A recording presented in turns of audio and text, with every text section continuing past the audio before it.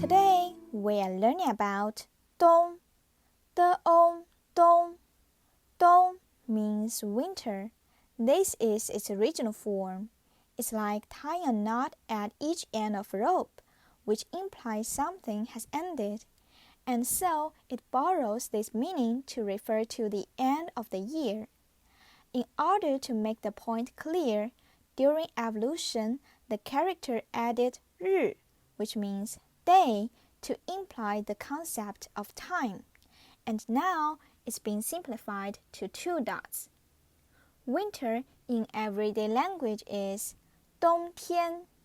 Now it's your turn to write it. See you next time.